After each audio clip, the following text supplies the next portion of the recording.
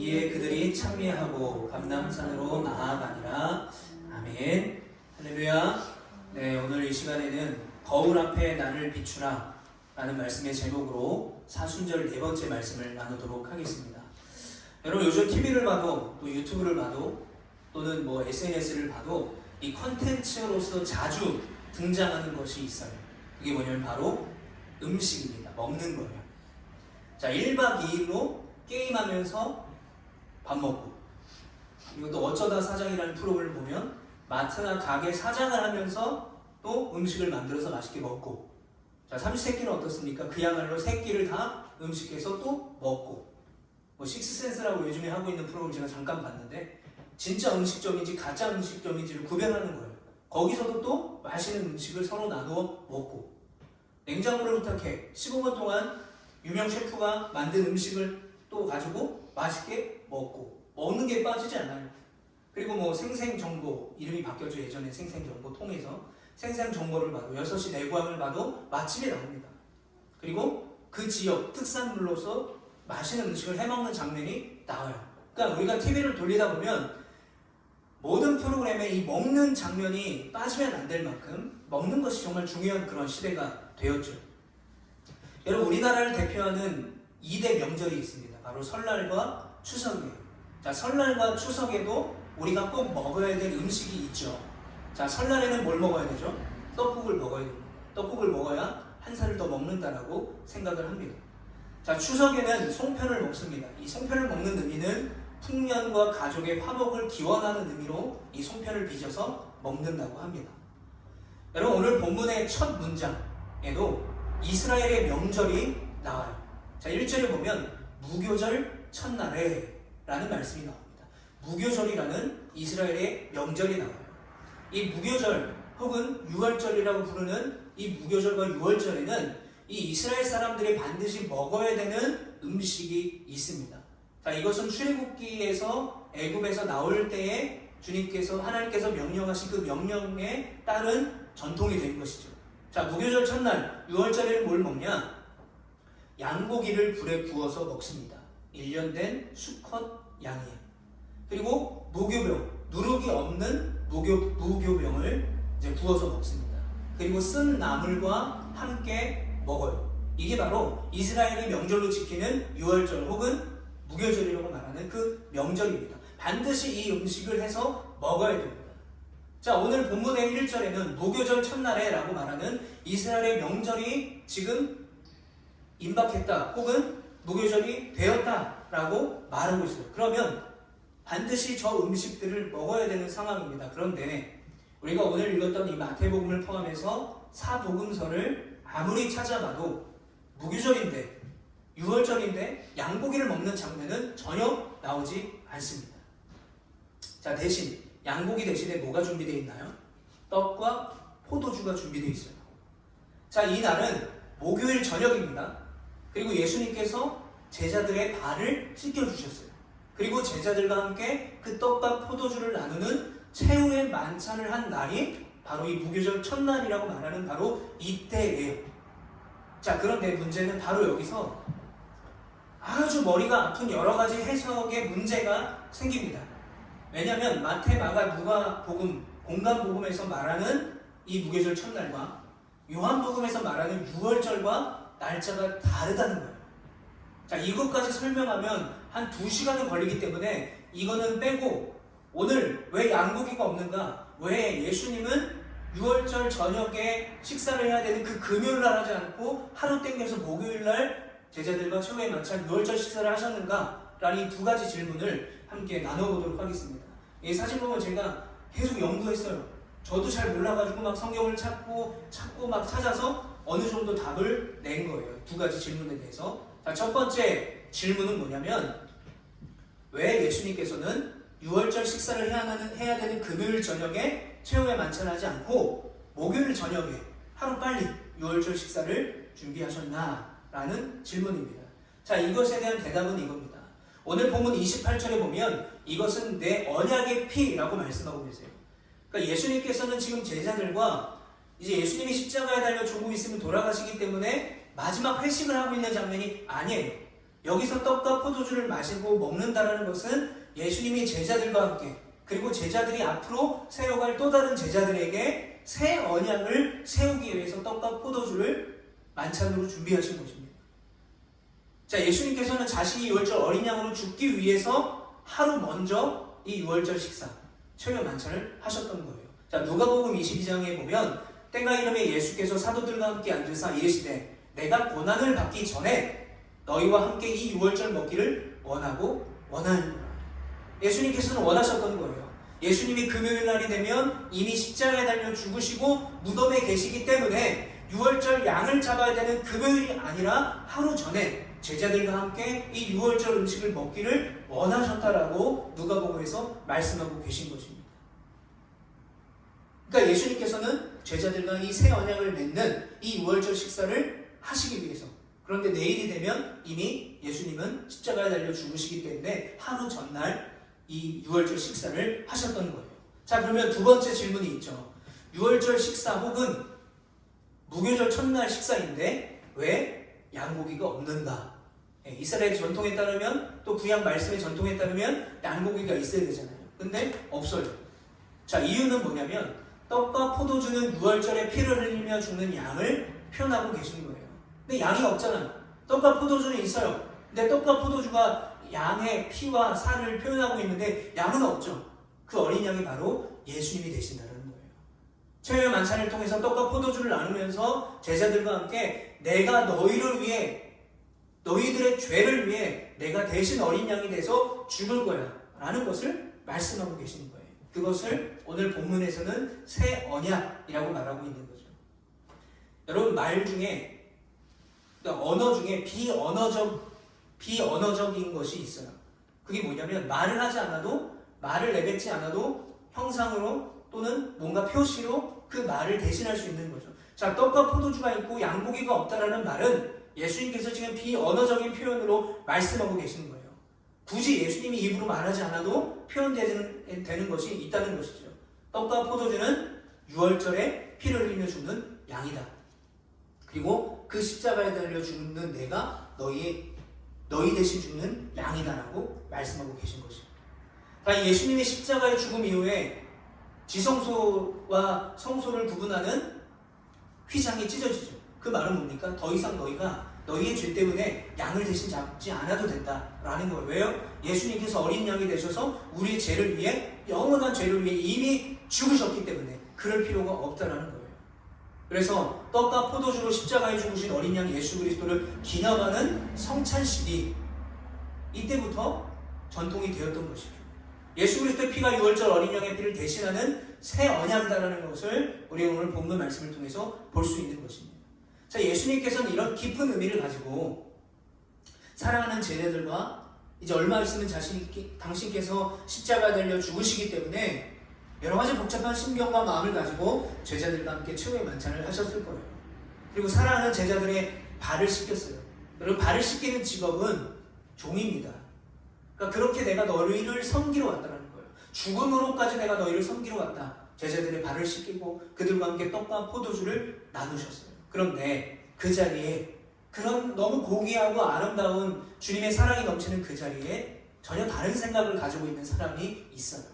지난주에 우리가 나눴던 말씀의 주인공이죠. 바로 가룟 유다입니다.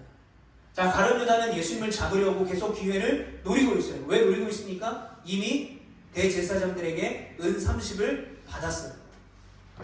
돈을 받았기 때문에 팔아야만 하는 거죠. 그러니까 예수님이 말씀하시는데 말씀이 귀에 들어오지 않아요. 어떻게 하면 예수님을 팔아버릴까? 라는 생각밖에 없어요.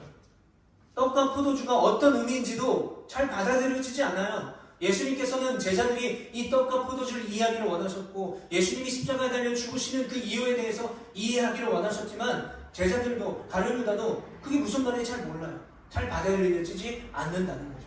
그러나 그럴 때에도 예수님께서는 예수님의 마지막 유월절에 제자들의 발을 씻기시고 그들과 함께 마지막 만찬을 나누셨다는 거예요.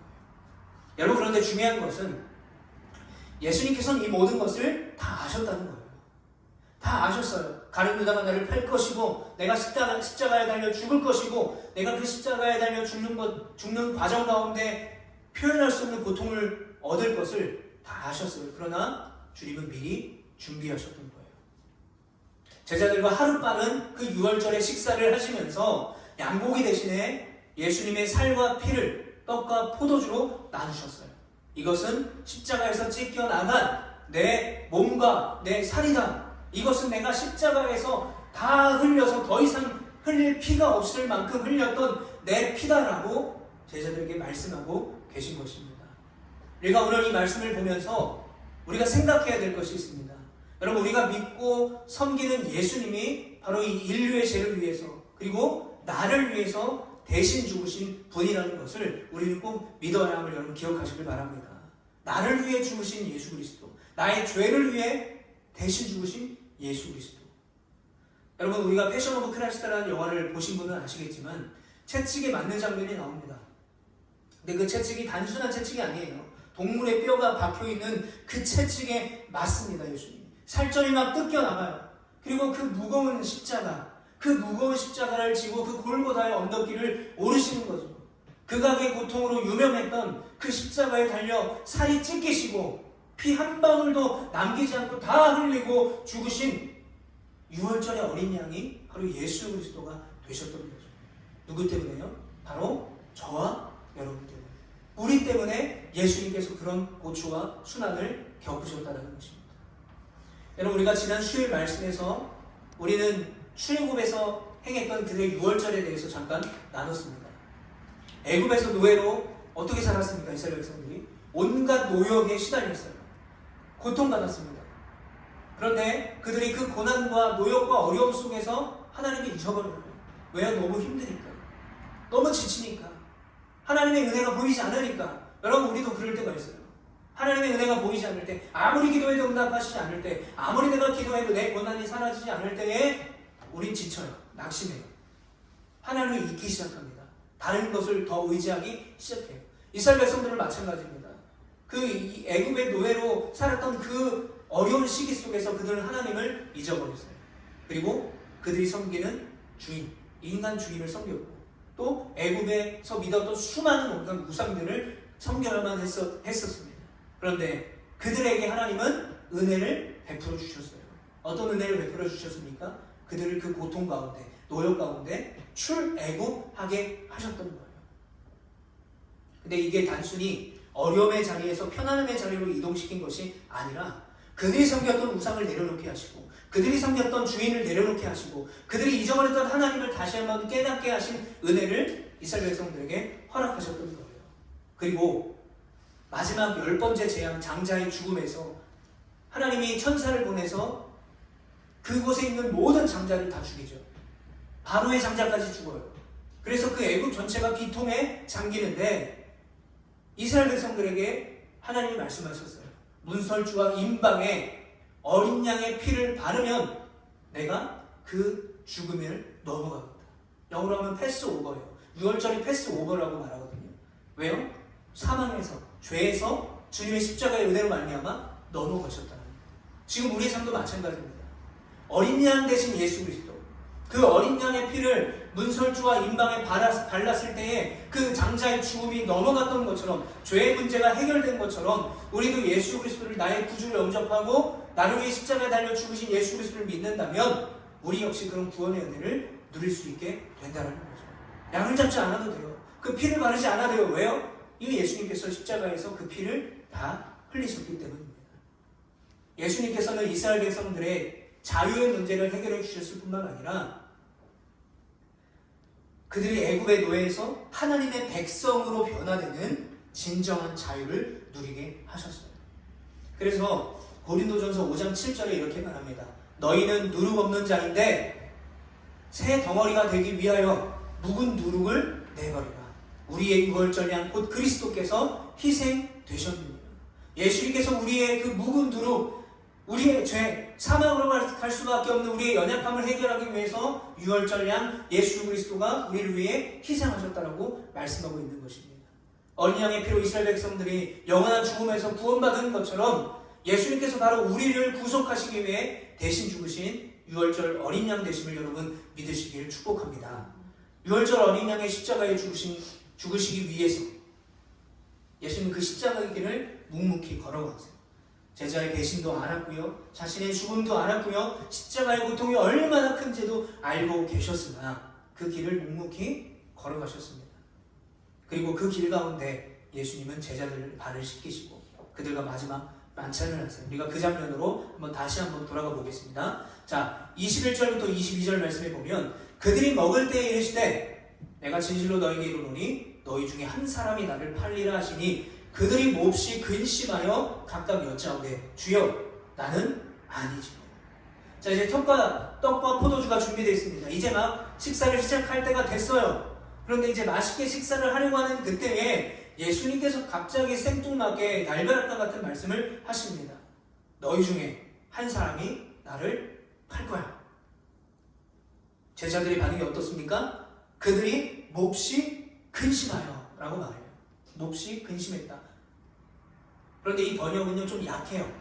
몹시 근심했다는 말은 좀 약하고요. 이게 이제 헬라어 원어를 보면 기절할 정도로 놀랐다는 의미를 가지고 있어요. 기절할 정도로. 그러면 왜 제자들이 이 중에 나를 팔 사람이 있다라는 말을 듣고 막 기절할 만큼 그렇게 소스라치게 놀랐을까? 저는 두 가지 이유가 있다고 생각합니다. 첫 번째, 예수님은요 팔리면 안 돼요. 왜 안 될까요? 우리가 제자들의 속내를 보면 알아요. 최후의 만찬까지 하고 있지만 제자들 역시 예수님으로 인해서 나중에 예수님이 로마를 무찌르고 해방이 되면 그 이스라엘에서 내가 한 잔씩 해먹을 것을 기대하고 있었던 거죠. 그래서 예수님이 나중에 십자가에 달릴 때 다 도망갈 수밖에 없었던 거예요. 그러니까 예수님은 그들과 늘 함께 계셔야만 해요. 그리고 잡히시면 안 돼요. 잡히시면 사형당할 것을 다 알고 있었기 때문입니다. 두 번째 이유는요, 제자들은요 스스로를 믿지 못했던 거죠. 그들의 믿음에 확신이 없었다는 것입니다. 그들의 속내와 중심이 그들의 믿음에 확신이 없다는 것을 여실히 보여주고 있어요. 그러니까 뭐라고 물어봅니까? 저는 아니죠. 여러분, 확실히 내가 아니라면 주님 저는 아닙니다 라고 말해야 돼요. 근데 물어봐요. 저는 아니죠. 이 말을 우리가 잘 보면 에이 저 아닐 거예요. 아니라고 해주세요 라고도 들리는 말이 저는 아니지. 자, 그렇게 묻는 제자들 앞에서 예수님이 23절에 이렇게 대답하십니다. 대답하여 이르시되 나와 함께 그릇에 손을 넣는 그가 나를 팔리라. 뭐라고 말씀하세요? 나와 함께 그릇에 손을 넣는 그가 나를 판다라고 말해요. 앞접시가 있어가지고 떡과 포도주를 다 나눠 먹은 것이 아니에요. 한 그릇에 다 같이 손을 넣고 떡과 포도주를 나누는 그 상황입니다. 그런데 여러분, 우리는 이미 결과를 알기 때문에 가룟유다가 예수님을 판 자라고 우리는 알고 있죠. 그러나 제자들은 예수님이 나와 함께 그릇에 손을 넣는 자가 나를 판다라는 그 말을 이해할 수가 없었어요. 그 중에서 유다만 뜨끔했겠죠. 근데 이게 무슨 뜻입니까? 분명히 그릇은 공동으로 다 사용하고 있잖아요. 근데 예수님의 말씀은 나를 팔 사람이 이 식탁에 함께 먹는 자 중에 있다라는 말이에요.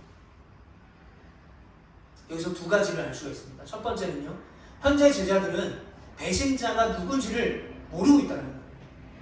근데 더 무서운 사실은 뭔지 아십니까? 이 그릇에 손을 넣는 그가 나를 팔리라. 다 같이 손을 넣고 있었어요. 그러니까 누구나 배신자가 될 수 있다는 거예요. 제자들 중에 누구나 배신자가 될 수 있다는 거예요. 왜 그렇죠? 그들이 예수님을 따르는 목적이 예수님이 그들을 부르신 목적과 달랐기 때문에 그래요. 예수님은 제자들의 속마음을 다 읽고 계셨던 거죠. 다 알고 계셨던 거예요. 물론 가룟 유다가 나를 팔 거지만 너희도 나를 팔 만한 사람들이야. 그런 믿음의 확신이 없는 사람들이야 라고 말씀하고 있는 거예요. 요한복음 13장 28절부터 29절에 보면 이 말씀을 무슨 뜻으로 하셨는지 그 앉은 자 중에 아는 자가 없고, 사실 제자들은 예수님이 왜 이 말씀을 하시는지 이해할 수도 없었고 배신자가 누군지에 대해서도 몰랐어요. 자, 그런데 어떤 이들은 유다가 돈꾀를 맡았으므로 명절에 우리가 쓸 물건을 사라 하시는지 혹은 가난한 자들에게 무엇을 주라 하시는 줄로 생각하더라.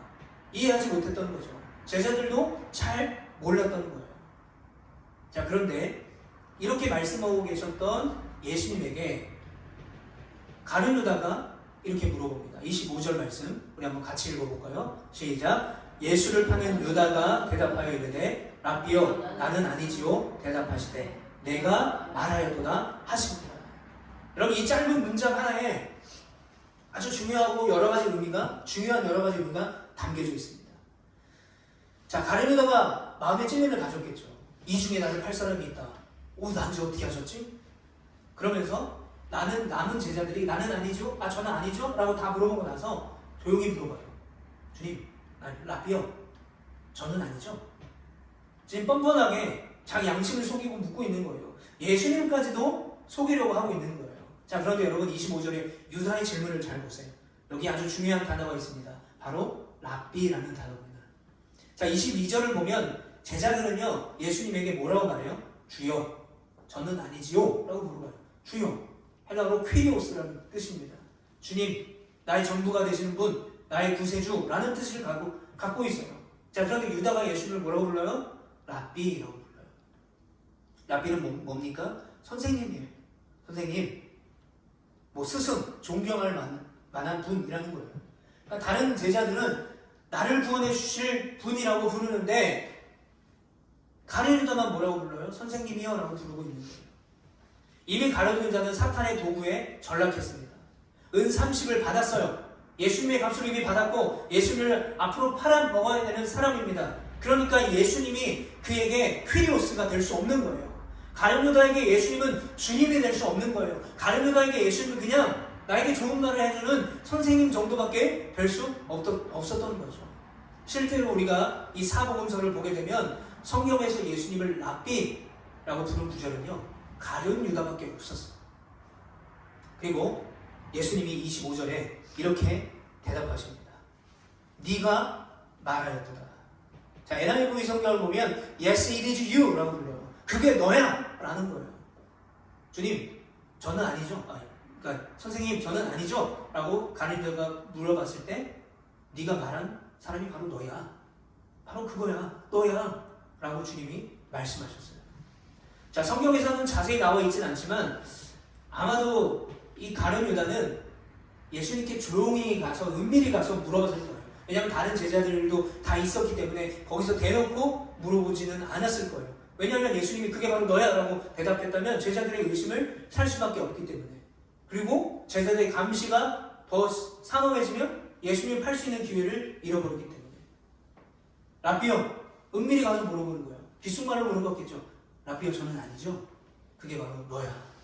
날 팔 자가 너야. 가룟 유다는 모든 것을 다 들켜버린 상황입니다.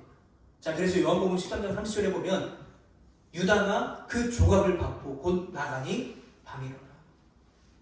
유다는 그 자리를 예수님의 그 말씀을 듣고 속히 벗어났던 거예요. 요한복음에서 그가 바로 너다라고 요한복음에서는 지적받지 않았어요. 아무도 눈치채지 못했어요. 그러나 사탄의 도구가 되어버린 가룟 유다는 그 자리에서 그게 바로 저였습니다, 주님. 내가 예수님 팔려고 했습니다, 주님. 저를 제발 용서해 주세요 라고 회개하지 않고 어떻게 했어요? 그냥 도망갔어요. 회피했습니다. 여러분, 그런데 우리가 성경을 보면 인간이 죄에 대해 회피하는 것은 마치 본능처럼 자연스럽게 일어나는 일임을 우리가 알 수 있습니다. 여러분, 인류의 첫 번째 죄가 시작되는 그때 아담과 하와가 선악과를 먹게 되잖아요. 그때 하나님이 나타나셔서 아담아, 내가 어디 있느냐? 사랑하는 아담아, 지금 어디 있냐? 라고 아담을 찾고 계세요. 그런데 이들이 어떻게 합니까? 선악과를 먹고 그들의 눈이 밝아졌죠. 아담과 하와가 서로 벌거벗고 있다는 것을 깨닫고 부끄러워서 숨어 있었다는 거예요. 숨어 있었어요. 아담아, 내가 어디 있느냐? 라고 말했을 때 숨어 있었습니다. 왜 숨었을까요? 죄로 인해. 회피해요. 하나님께 나아가지 못하게 만드는 거죠. 그리고 여러분, 가인이 동생 아벨을 들로 불러서 살해합니다. 그때 하나님이 또 나타나셔서 아벨을 찾으세요. 가인아, 내 아우 아벨이 어디 있느냐? 가인이 그때 뭐라고 말씀하시는지 아십니까? 내가 아우를 지키는 자입니까? 라고 물어봐요. 여러분, 그 당시에 장자는요 동생을 지켜야 되는 자예요. 지키는 자로 인간이 창조되었기 때문에 그래요. 자유를 지키고 인간을 지키고 하나님의 사명을 감당하는 지키는 자로, 경작하는 자로 우리를 창조하셨어요. 그런데 뭐래요, 가인이? 나는 동생을 지키는 자가 아니에요. 주님이 창조하신 대로 살지 않겠다라는 거죠. 이게 죄에 대한 회피입니다. 마치 우리의 본능처럼 일어나는 거죠. 여러분, 가룟 유다에게는요 기회가 있었어요. 무슨 기회가 있었어요? 회개할 수 있는 기회, 돌아갈 수 있는 기회, 돌이킬 수 있는 기회, 차라리 태어나지 않았으면 더 좋았을 거다라는 그런 최악의 말을 듣지 않아도 될 만큼 돌아갈 수 있는 기회가 있었습니다. 그러나 그는 도망가 버렸어요. 결국 예수님을 팔고 스스로 목숨을 끊게 돼요. 그런 안타까운 결말로 유다의 인생은 끝이 납니다. 자, 그리고 오늘 본문의 마지막 말씀을 보면 이에 그들이 30절에 찬미하고 감람산으로 나아가니라. 자, 예수님의 살과 피를 나눈 성찬식이 끝났습니다. 그리고 유월절에 이스라엘 백성들이 늘 하던 대로 하나님을 찬미해요. 그러니까 유월절 식사를 끝나면 이스라엘 백성들은 하나님을 찬양해야 돼요. 구약의 시편에 보면 115편부터 118편이 바로 유월절에 식사를 하고 하나님을 찬미하는 내용이 담겨져 있습니다. 그리고 어디로 갑니까? 감람산으로 갑니다. 왜 감람산으로 가요? 기도하기 위해서. 예수님이 기도하기 위해서. 그리고 사단의 미혹을 받지 않도록 깨어 기도하라고 기도하기 위해서 이제 배경이 바뀌어요. 그리고 그 배경은 이제 감람산에서 겟세마네 동산에 예수님의 기도로 연결이 되는 것이죠. 그 말은 뭡니까? 즉 이제 십자가의 때가 임박했다.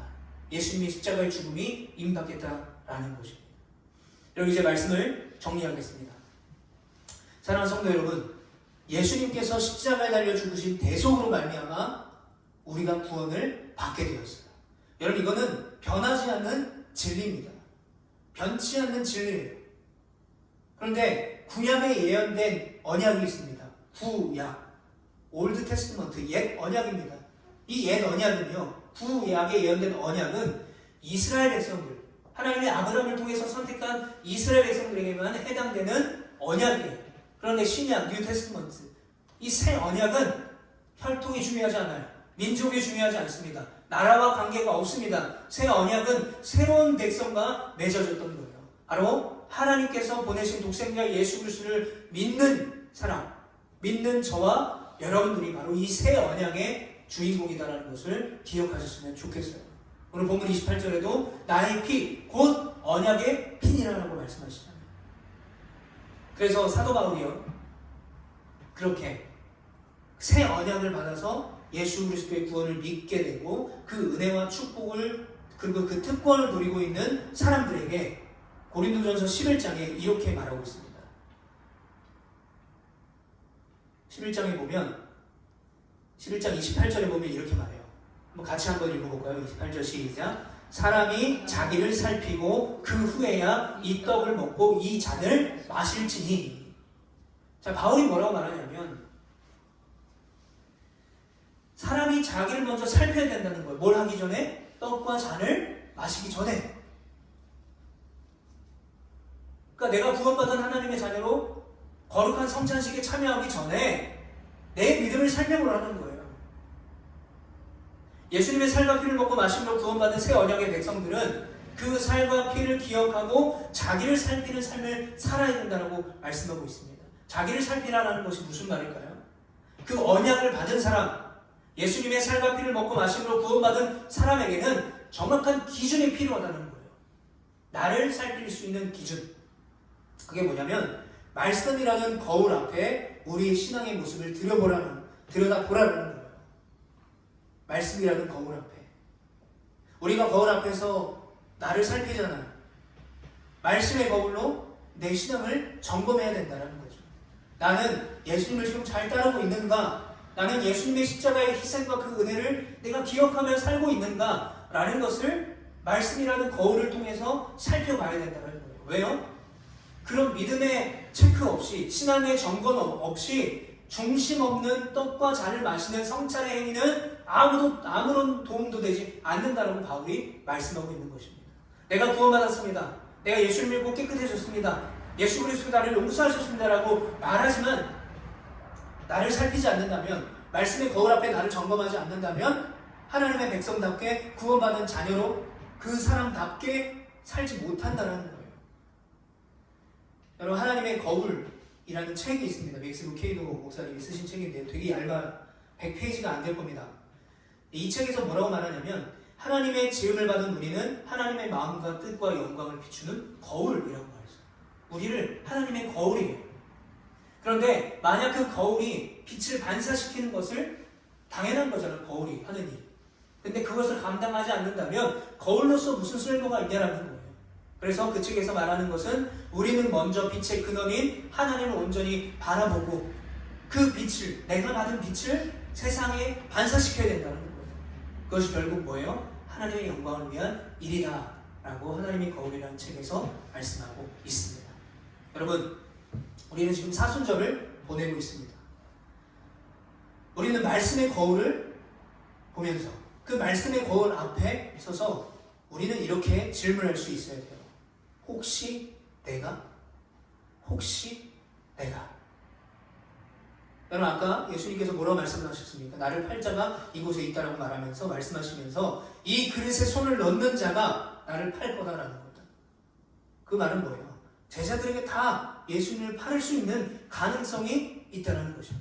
가룟 유다만의 책임이 아니라는 거예요. 너희들에게도 책임이 있다는 거예요. 무슨 말입니까? 우리가 말씀이라는 거울 앞에 섰을 때 혹시나 내가 예수님을 죽이려고 모의했던 대제사장들은 아닐까? 혹시 내가 선생님 저는 아니죠라고 물어봤던 가룟 유다가 아닐까? 말씀의 거울 앞에서 혹시 내가 도망간 제자들이 아닐까?